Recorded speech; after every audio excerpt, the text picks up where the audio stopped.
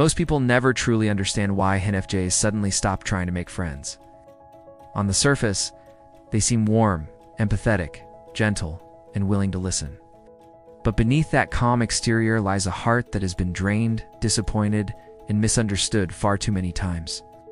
Today we're uncovering the 10 harsh truths that explain exactly why an INFJ withdraw from social circles and stop. It's putting effort into making new friends. 1. They're exhausted from being the safe place. INFJs are natural emotional protectors. People open up to them instantly, often without being asked, because INFJs radiate understanding and compassion.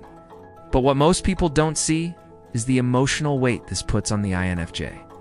They constantly absorb others' pain, trauma, insecurities, and crises. After years of being the unofficial therapist for everyone around them, INFJs eventually become emotionally exhausted.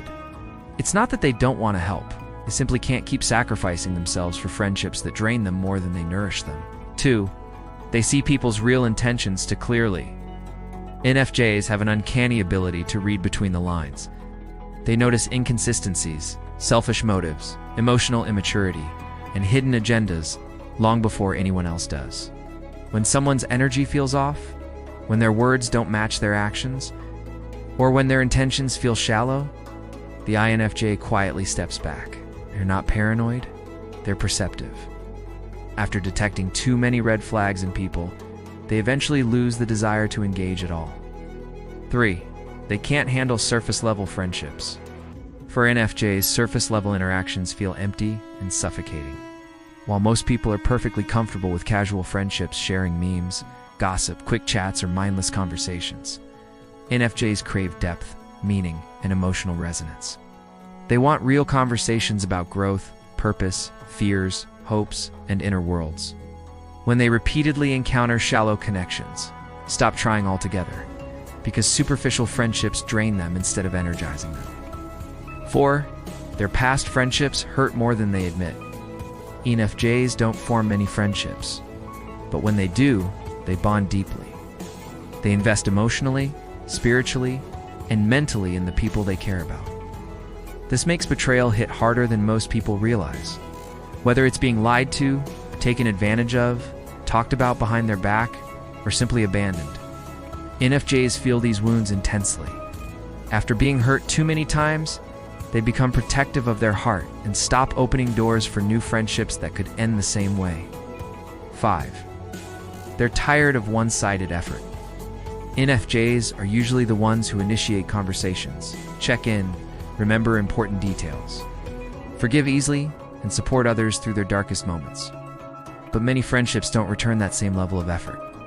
INFJs eventually realize they're the ones doing all the emotional labor. Instead of complaining or confronting, they simply stop trying. If a friend doesn't match their energy, the INFJ quietly withdraws and doesn't look back. 6. They outgrow people very quickly. INFJs evolve constantly in their mindset, emotional maturity, spiritual awareness, and personal goals. Many people stay stuck in the same habits, same routines, and same drama. Over time, the INFJ feels like they're growing in a completely different direction. Rather than force themselves to fit into an old dynamic, they let the friendship fade naturally. To the INFJ, outgrowing someone isn't cold, it's necessary for their peace. 7. They despise drama more than anything. INFJs are calm by nature. They don't enjoy conflict, jealousy, chaos, passive aggression, or attention-seeking behavior. Even mild drama that most people brush off feels emotionally toxic to them. When a friendship becomes chaotic, competitive, or emotionally unstable, the INFJ cuts ties quietly. Protecting their peace becomes more important than maintaining any relationship that disturbs their inner balance. 8. They rarely feel genuinely understood.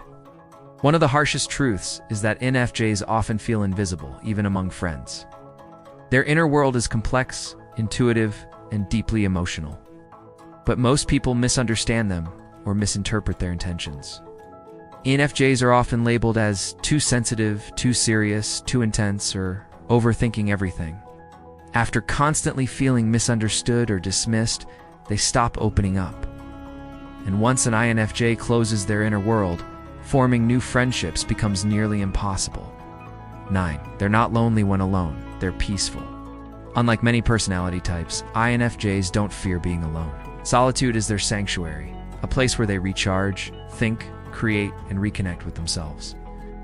They would rather spend time alone in emotional peace than force themselves into friendships that feel draining, loud, or unfulfilling. When solitude feels safer than social interaction, INFJs naturally stop trying to make friends. 10. Their standards are high because their heart is rare. INFJs don't want many friends. They want meaningful, loyal, authentic connections. They value honesty, emotional depth, mutual effort, and shared values. Because of that, their standards for friendship are incredibly high. They won't settle for half-hearted effort, fake personalities, or emotionally immature people. If someone doesn't align with their values or doesn't invest in the friendship equally, the INFJ simply chooses solitude. They would rather have no friends than the wrong friends. In the end, INFJs stop trying to make friends, not because they're cold or antisocial, but because their heart has learned the cost of letting the wrong people in. They refuse to waste their emotional energy on people who won't reciprocate, understand them, or value their depth. Their withdrawal isn't about bitterness, it's about self-protection.